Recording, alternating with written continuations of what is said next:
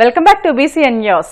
క్రీడలతో మానసిక ఉల్లాసంతో పాటు ఆరోగ్యం మెరుగవుతుందని, ప్రతి ఒక్కరూ క్రీడలపై మక్కువ పెంచుకోవాలని, అప్పుడే సంపూర్ణ ఆరోగ్యంతో ఉంటారని రాజ్యసభ సభ్యులు సానా సతీష్ బాబు, పాకా వెంకట సత్యనారాయణలు అన్నారు. పశ్చిమ గోదావరి జిల్లా భీమవరంలోని గన్నాబత్తుల వారి ఆట స్థలంలో DNR కళాశాల 1983 బ్యాచ్ పూర్వ విద్యార్థులు నిర్వహించిన క్రికెట్ రీయూనియన్ టోర్నమెంట్లో వారు పాల్గొని విజేతలకు బహుమతులు అందజేశారు. ఈ కార్యక్రమంలో ప్రభుత్వ విప్ నర్సాపురం ఎమ్మెల్యే బొమ్మిడి నాయకర్, యువ నాయకులు పులపర్తి ప్రశాంత్, కోల శ్రీహరి, గుండా జయప్రకాష్ తదితరులు పాల్గొన్నారు.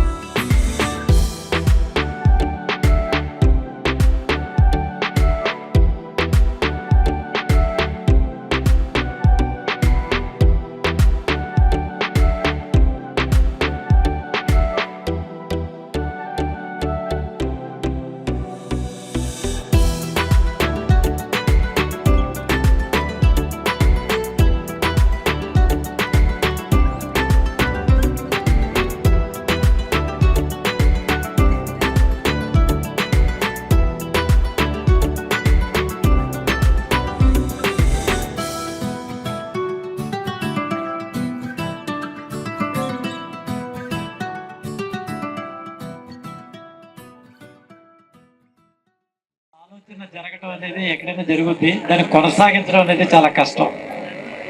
ఈ కొనసాగించేటటువంటి ప్రక్రియ కొనసాగుతుందంటే దాని అర్థం ఏంటంటే ఒకరి పట్ల ఒకరికి ఒక అభినవభావ సంబంధం ఉండి ఖచ్చితంగా ఆ రోజు మనం అందరం కూడా కలవాలి, ఒకరినొకరు చూడాలనేటటువంటి ఒక తపనాకాంక్ష మనందరినీ కూడా బలవంతంగా ఈ యొక్క DNR కాలేజీ గ్రౌండ్కి రప్పించేటటువంటి ఏర్పాటు చేస్తుంది. ఈ ఆలోచన మన అందరిలో ఉండటం, ఈ ఆలోచనని రూపకల్పన చేసేటటువంటి నిర్వాహకులు, ప్రధానంగా బాబులని నేను డెఫినెట్గా అప్రిషియేట్ చేస్తాను. ఇందులో ఇలాంటి బాబులు చాలా ఇనిషియేటివ్ తీసుకుని, అంటే మనందరికీ కలవాలని ఉంది, కానీ ఎక్కడ కలవాలి, ఎలా కలవాలి అనేటటువంటి దానికి ప్రధాన కారకుడు బాబులై ఉన్నారు. DS రాజు దీనికి ప్రధానమైనటువంటి భూమిక పోషిస్తున్నారు. అదే రకంగా ఇక్కడ ఉన్నటువంటి స్థానికంగా ఉన్నటువంటి వారు అందరూ కూడా ఇందులో పార్టిసిపేట్ చేస్తున్నారు. ఒకవేళ రావాలని రూల్ లేదు.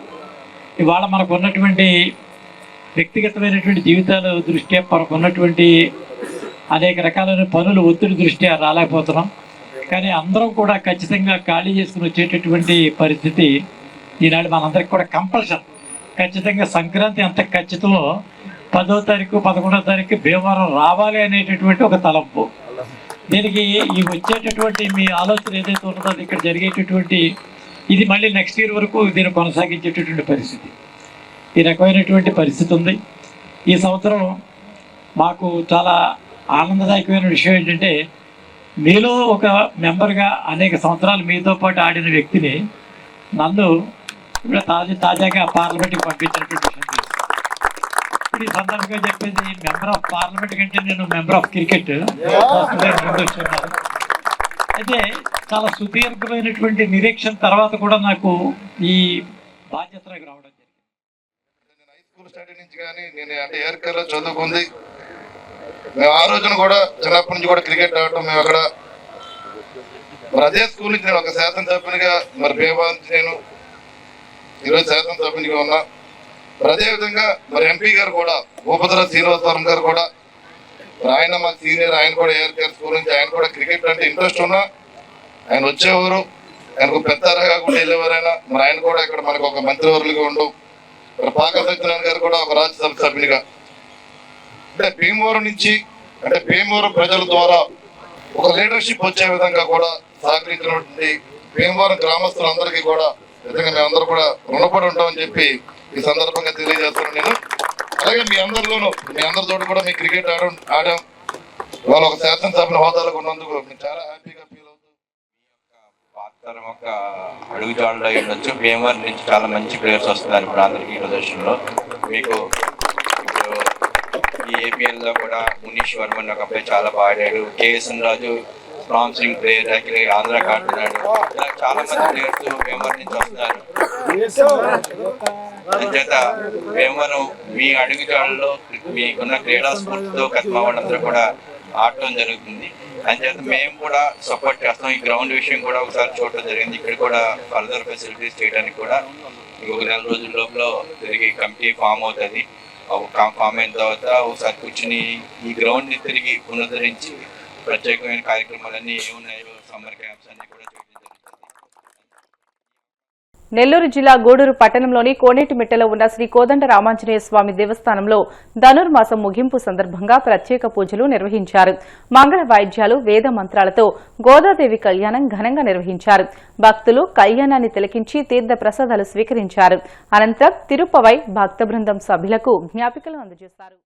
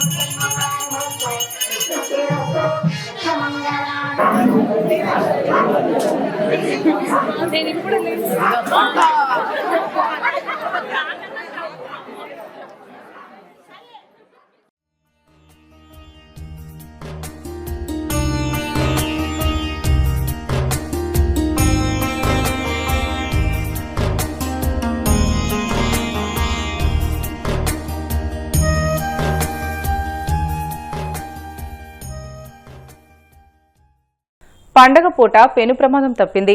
కావలి ముసునూరు ప్రాంతంలో ట్యాంకర్లతో వెళ్తున్న గూడ్స్ రైలు గురువారం ఉదయం ప్రమాదవశాత్తు పట్టాలు తప్పింది. వైజాగ్ నుంచి రేణిగుంటకు వెళ్తుండగా ఈ ఘటన చోటు చేసుకుంది. రైల్లోని 3 బోగీలు పూర్తిగా పట్టాలు తప్పాయి. సమాచారం అందుకున్న రైల్వే అధికారులు హుటాహుటిన ఘటనా స్థలానికి చేరుకుని సహాయక చర్యలు చేపట్టారు. ఈ ఘటనలో ఎలాంటి ప్రాణ నష్టం జరగకపోవడంతో అంతా ఊపిరి పీల్చుకున్నారు. వార్తలు ముగించే ముందు ముఖ్యాంశాలు మరొకసారి. ముఖ్యమంత్రి సహాయ నిధి పేదలకు వరమన్న మంత్రి డివిబి స్వామి. తూర్పు నాయుడుపాలెంలో 68 మంది లబ్ధిదారులకు సీఎంఆర్ఎఫ్ చెక్కులు పంపిణీ. తిరుమల పవిత్రతను దెబ్బతీసేలా వైసీపీ నాయకులు నీచమైన చర్యలకు పాల్పడడం హేయం. నిప్పులు చెరిగిన మంత్రి కొల్లు రవీంద్ర.